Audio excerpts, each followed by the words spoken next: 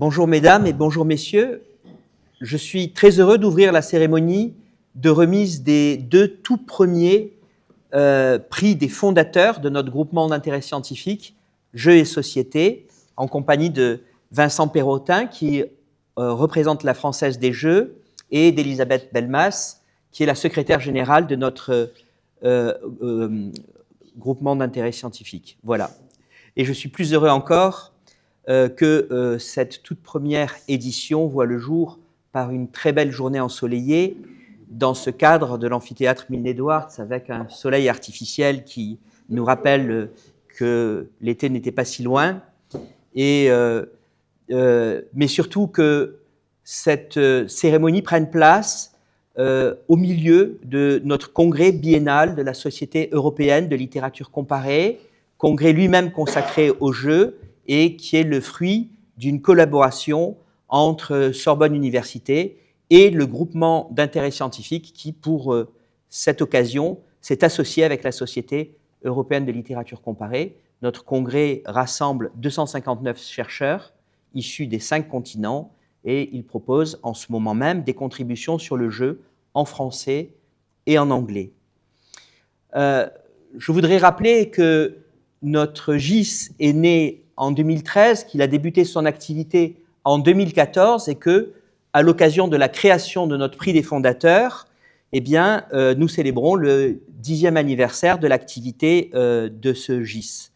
Il s'agit d'une structure en fait tout à fait originale qui est destinée à promouvoir une recherche pluridisciplinaire sur le jeu, structure qui associe 4 universités, l'Université Paris-Nanterre, Sorbonne Paris-Nord, Paris-Cité, Sorbonne Université et la Française des Jeux. Et l'originalité consiste dans le fait que le financement est exclusivement apporté par la Française des Jeux, plus particulièrement par le département Jeux Responsables, qui est chargé de lutter contre l'addiction aux jeux. Il y a ici, me semble-t-il, un choix courageux de la Française des Jeux qui consiste à s'engager dans la lutte contre l'addiction par la recherche scientifique. En même temps, la Française des Jeux garantit à notre groupement d'intérêt scientifique une totale autonomie de la recherche en retirant sa voix du conseil scientifique du GIS. Les activités de notre GIS depuis 10 ans se sont développées. Elles ont commencé par l'élaboration de notre site Ludocorpus, qui est destiné aussi à servir de banque de base de données qui rassemble l'ensemble des recherches des sciences humaines et sociales sur le jeu.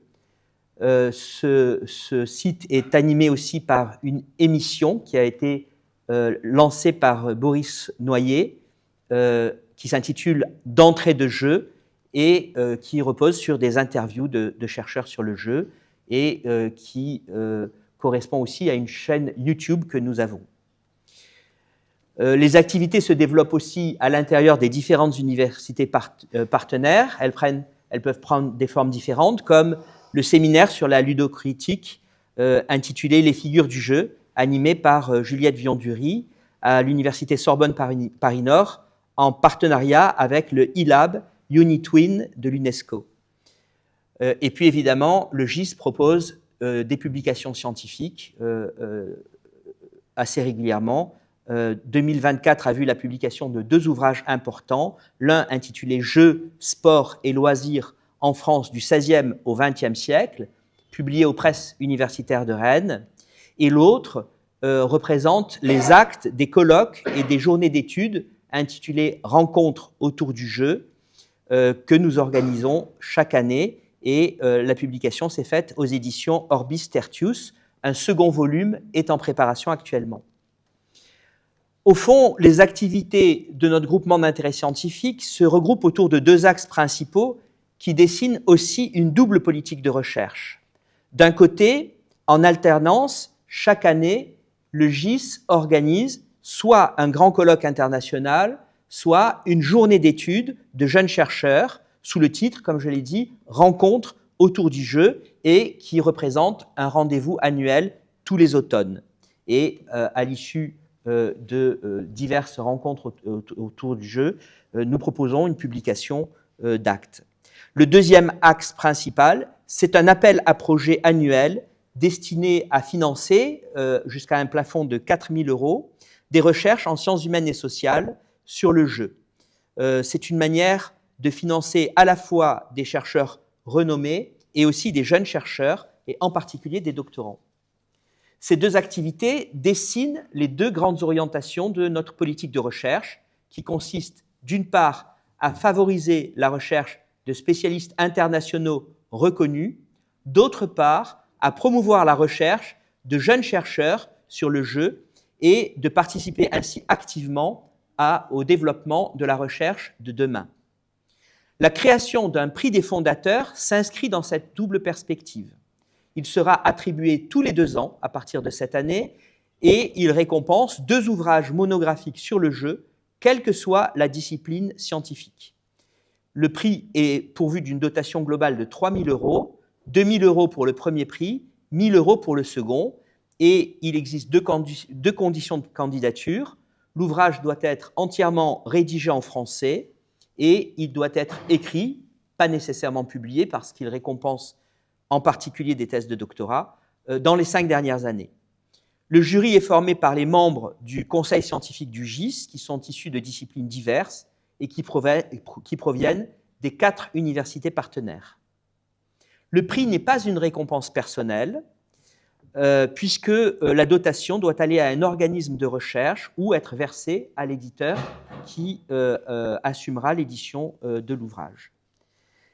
Cette année, qui était la première année de l'attribution de ce prix, s'est posée au jury que nous étions la question des critères.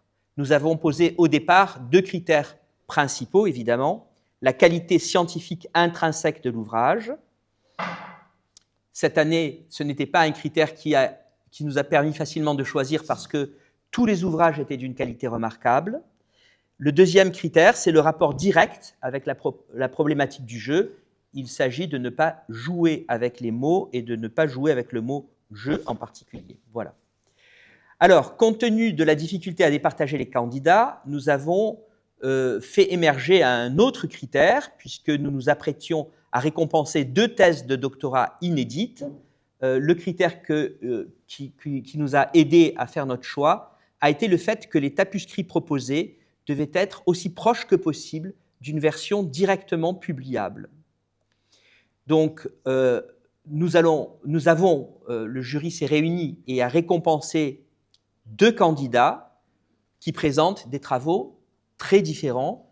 Le second prix est attribué à Maxime Camin, qui est ici, pour une thèse de littérature médiévale intitulée « Représentation et poétique du jeu dans la poésie française, langue d'Oïl et d'Oc et latine du Moyen-Âge, XIIe, XIIIe siècle ».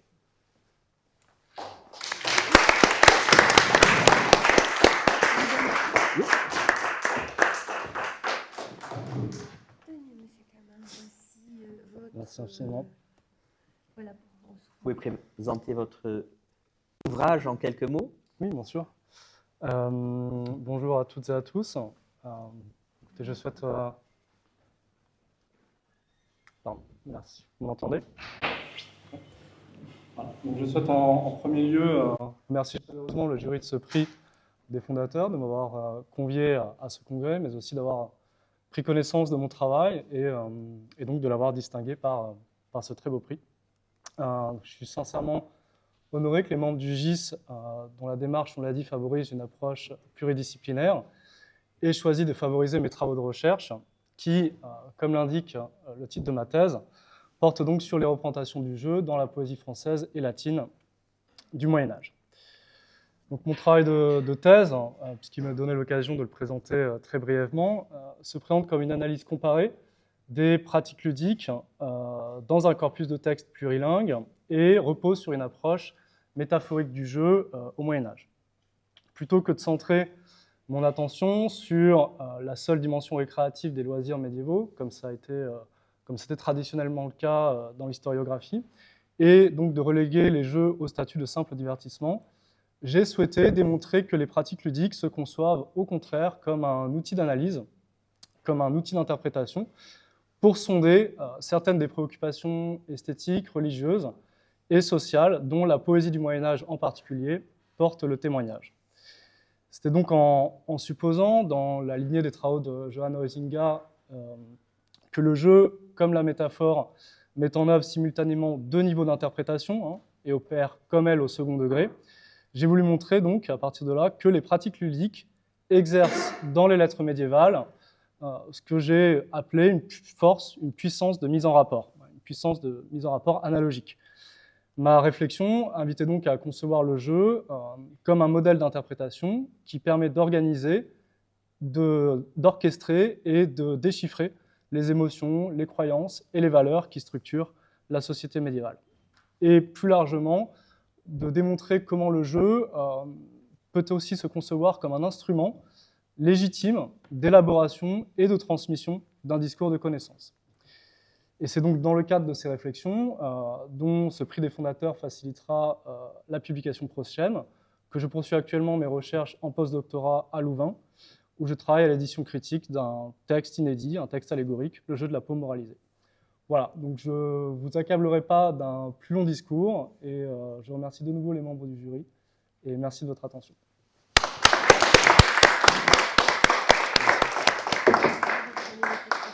Voilà, le jury, en tout cas, a tenu à rendre hommage à l'érudition très approfondie de la thèse, qui est fondée en particulier sur la mise à jour et la traduction de manuscrits importants, qui portent sur un champ linguistique large et qui complète dans le domaine de la littérature les travaux de l'historien Jean-Michel Mehl, qui portent sur la même période.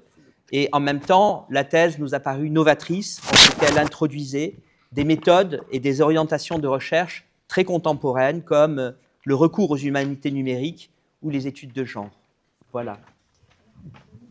Alors, après de longs débats, nous avons décerné le premier prix à Romain Le Bailly pour une thèse de doctorat d'histoire contemporaine intitulée « Du jukebox à Sony, Sega, une entreprise japonaise de jeux vidéo au cœur des échanges culturels globaux, 1973-2001. »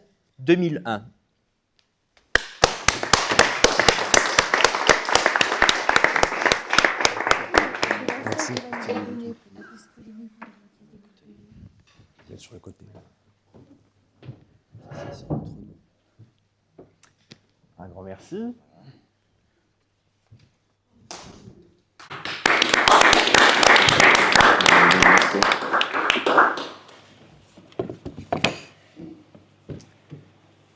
Alors, je voudrais bien entendu commencer par remercier le GIS Jeux et Société pour cette heureuse initiative, qui est la création de ce prix des fondateurs, qui va contribuer, à n'en pas douter, à la mise en valeur de la diversité de travaux français sur le jeu. Nos deux thèses, je crois, peuvent en témoigner, ainsi que le jury, qui a choisi de m'honorer de ce prix et qui m'excusera, je l'espère, de ne pas le citer intégralement nommément. Sans reprendre ici les remerciements qui ouvrent ma thèse, j'ai une pensée reconnaissante également pour mes directeurs, Sylvain Venner et Pierre Saint-Garavelou, ainsi que pour les fans amateurs de Sega, qui ont rassemblé en ligne un matériau abondant sur lequel j'ai pu travailler et qui aurait été complètement hors de portée d'un chercheur isolé. Je suis très honoré de ce choix de m'attribuer ce prestigieux premier prix, très honoré, mais aussi, je dois le dire, quelque peu surpris. Quelque peu surpris, tant mon positionnement scientifique dans ma thèse peut paraître hétérodoxe. J'y développe, en effet, un positionnement quelque peu en décalage, si ce n'est en opposition, avec l'histoire du jeu vidéo telle qu'elle a été envisagée par les études sur le jeu jusqu'ici, en particulier par les Game Studies américaines. Pour paraphraser mon introduction, j'y soutiens en effet que l'histoire du jeu vidéo que nous proposons dans cette thèse à travers l'acteur Sega doit s'inscrire en rupture avec les travaux d'histoire du jeu vidéo précédemment produits par les Game Studies. En effet, historien de formation, peu gamer moi-même, je dois le dire, mais avide de traiter d'un objet dont la méconnaissance persistante dans le champ scientifique n'a d'égal que la prégnance dans le monde contemporain, le jeu vidéo, j'ai pu constater que les travaux universitaires, encore rares, traitant de l'histoire vidéoludique, adoptent pour la plupart un prisme internaliste, traitant des contenus et des machines, de leur mécanique ludique, de leurs propriétés techniques, de leurs évolutions, sont des approches qui souvent portent vers la téléologie, comme cela a pu être déploré par les chercheurs d'ailleurs, et qui peinent parfois à sortir d'un découpage chronologique par génération de consoles, et surtout qui laissent de côté les sociétés dans lesquelles ces jeux sont produits et son jouet. D'autres approches, plus rares encore, s'éloignent au contraire du contenu des jeux pour adopter un positionnement externaliste, surplombant, comme c'est le cas de travaux, par exemple en histoire économique. Pour dépasser ces limites, j'ai voulu, dans cette thèse, appliquer aux jeux vidéo un arrière-plan théorique qui ne lui avait pas encore été appliqué, du fait d'une certaine méconnaissance entre les historiens de métier et les études sur le jeu, l'histoire globale. Tout d'abord, pour sortir d'un prisme occidentalo-centré, voire américano-centré. Et c'est ce qui m'a conduit à m'intéresser aux jeux vidéo japonais et à envisager en particulier cette monographie sur Sega. Sega qui est un acteur particulièrement intéressant de cette industrie japonaise, notamment parce que cet acteur a rencontré un succès plus important à l'étranger qu'au Japon, à un moment de son histoire, ce qui est surprenant et ce qu'il a fallu élucider. Mais surtout, autre arrière-plan théorique, l'histoire culturelle. L'histoire culturelle telle que l'entend Pascal Horry, c'est-à-dire une histoire sociale des représentations.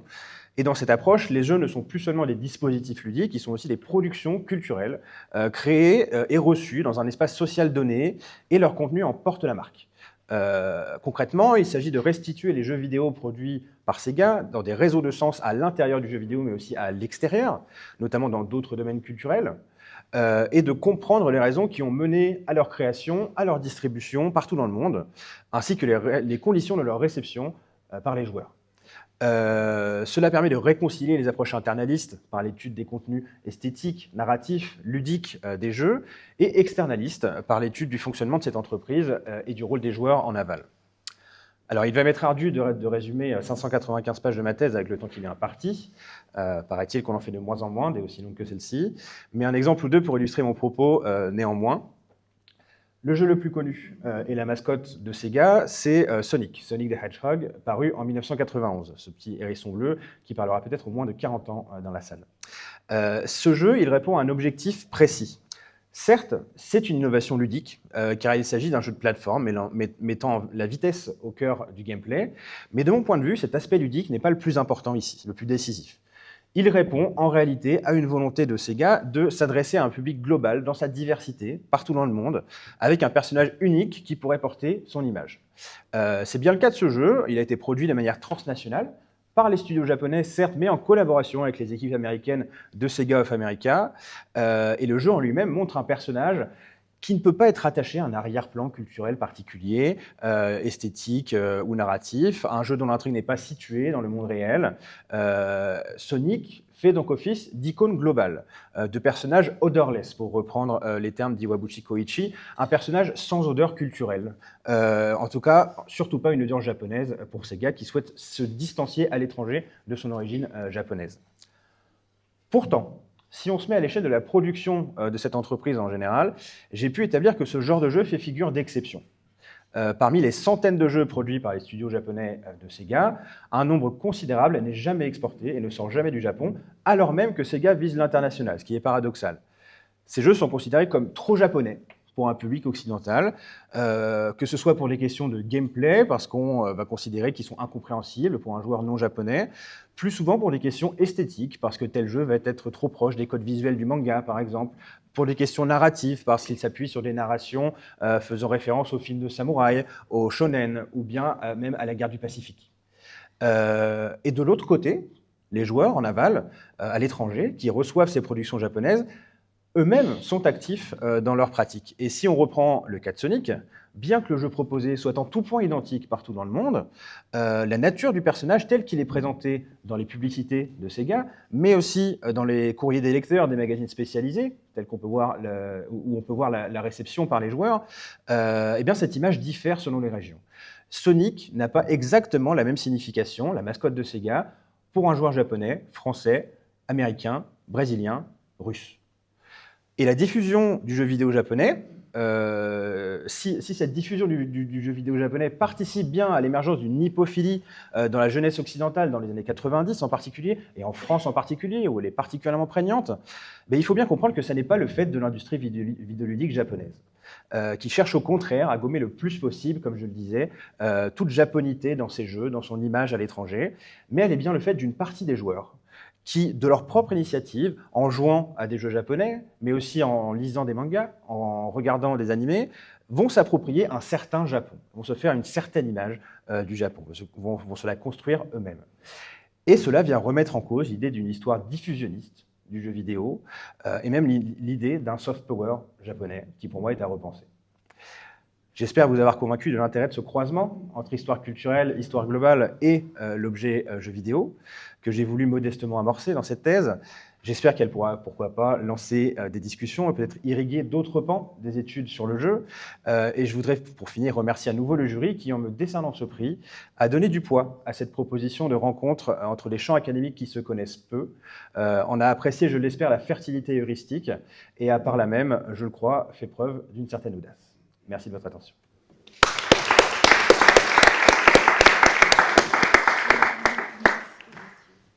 Merci beaucoup et toutes nos félicitations à nouveau. Et précisément pour tirer M. Le Bailly de sa perplexité d'avoir reçu le premier prix, je voudrais signaler que le jury a voulu précisément récompenser l'originalité de la recherche, le fait que le travail portait sur un champ totalement neuf, qu'il abordait en particulier le domaine extra-européen.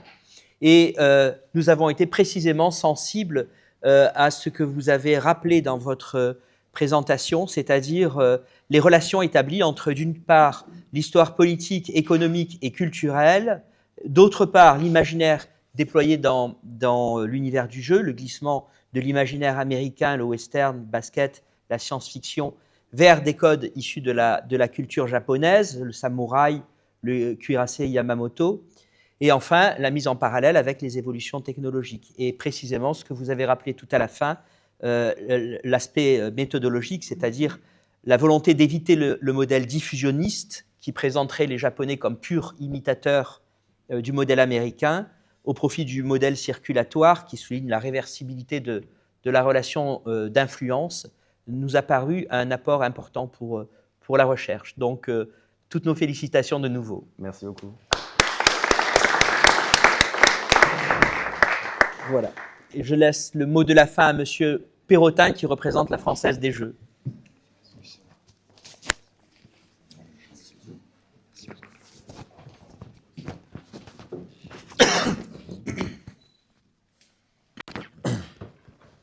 C'est bon. C'est très impressionnant. Ça fait beaucoup de micro. Cher Bernard Franco, vous m'entendez? Ouais, c'est bon. Merci beaucoup. Je tiens aussi à saluer Elisabeth Belmas, donc secrétaire générale du GIS. Moi, je suis ravi d'être ici à l'occasion de ce merveilleux congrès dont je peux dire que le nombre de communications qui était réalisé sur l'ensemble de ces semaines est assez prodigieux. Et je pense voilà, met bien en valeur la fertilité et la richesse du travail universitaire sur ces questions. Donc c'est très impressionnant pour un nombre d'entreprises comme moi. Alors justement, si je suis parmi vous aujourd'hui, c'est donc au nom de la Française des Jeux. Donc c'est vrai que la présence de la Française des Jeux ici peut quand même un peu interroger. Je dirais qu'il y a deux explications. Il y a une première explication qui est un peu plus, qui est assez indirecte. L'autre qui est un peu plus directe, comme Bernard Franco l'a dit tout à l'heure. La première, elle est indirecte, c'est qu'effectivement, bon, ce congrès concerne le jeu, et le jeu, en particulier nous, le jeu d'argent, hein, est notre métier. Alors c'est un métier d'ailleurs qui est inscrit dans l'histoire, hein, puisque nous sommes les héritiers de la loterie nationale, qui a été créée il y a plus de 90 ans par les gueules cassées, j'aime beaucoup le rappeler, au sortir de la Première Guerre mondiale pour venir en aide aux blessés de la Grande Guerre. Il y a évidemment une raison beaucoup plus directe, hein, c'est qu'effectivement nous sommes partie des fondateurs donc, du groupement d'intérêt scientifique Jeux et Société depuis 2013, voilà, justement afin de soutenir la recherche pluridisciplinaire, en particulier en sciences humaines et sociales sur le jeu. Alors deux précisions, dire quel est l'objectif d'une entreprise comme Française des Jeux dans un partenariat de ce type. En fait, le principal objectif, nous, c'est de favoriser la diffusion des connaissances, la production et la diffusion de connaissances sur le jeu et sa place dans la société. Ça nous paraît tout à fait important, à la fois, je dirais, pour en souligner ou en valoriser certains aspects positifs d'un point de vue social ou sociétal, mais aussi pour pouvoir travailler et mettre en lumière certains aspects plus négatifs du jeu, en particulier du jeu d'argent, ce qui est notre activité, et qui est notamment une réalité particulièrement appréhendée par les psychologues qui travaillent sur les questions d'addiction. Et donc ce souhait de soutenir la diffusion des connaissances, il nous anime depuis l'origine de notre politique de jeu responsable, qu'on a lancée il y a plus de 20 ans, et qui est véritablement, je dirais, le noyau finalement de la façon dont on approche notre activité et par laquelle on essaye, nous, de promouvoir une pratique récréative du jeu d'argent et donc en luttant également contre le jeu excessif ou les excès et les dommages que peuvent produire aussi le jeu d'argent. La deuxième précision que je voudrais faire, c'est qu'effectivement, Bernard Franco l'a dit, on le fait dans le strict respect de l'indépendance de la recherche. C'est important à rappeler. Évidemment, sinon, en fait, il n'y a pas de GIS si on ne faisait pas cela. Et donc, c'est ce qui fait que nous ne prenons absolument aucune part dans aucune des décisions scientifiques du GIS, qui est complètement naturel, mais qui permet justement aussi à ce groupement d'intérêt scientifique de se déployer depuis une dizaine d'années. Et on peut voir encore aujourd'hui une des manifestations de tout ce travail. Et on est très fiers, je pense, nous, de participer à cette belle aventure. Et je tiens à remercier donc à nouveau Bernard Franco, Elisabeth Belmas et tous les membres du conseil scientifique du GIS voilà, pour ces plus de 10 ans passés déjà ensemble sur ces questions. Et j'espère que ça continuera pour les années qui viennent. Et donc, pour finir, moi, je suis également très honoré d'être présent pour la remise de ce premier prix des fondateurs. Et je tiens évidemment aussi à féliciter les 2 lauréats de ce premier prix pour leurs travaux particulièrement inspirants. Je trouve chacun à leur manière. Alors j'avoue qu'effectivement, je ne pensais pas qu'on parlerait de Sega et qu'on me rappellerait ma jeunesse. Alors j'ai un tout petit peu plus que 40 ans, mais je me reconnais quand même assez largement. Et effectivement, j'ai toujours trouvé par ailleurs que ce personnage de Sonic était assez unique dans le monde des jeux vidéo du début des années 90. D'une certaine manière, il ne ressemblait pas du tout à des Mario et des Luigi. On ne pouvait pas s'identifier à lui et du coup, il stimulait énormément l'imagination, je trouve, quand on était soi-même un jeune joueur tel que j'étais. Voilà, donc merci et félicitations à vous et encore une fois, ravi d'être ici parmi vous aujourd'hui. Très bonne fin de congrès à tous. Merci beaucoup. Merci beaucoup.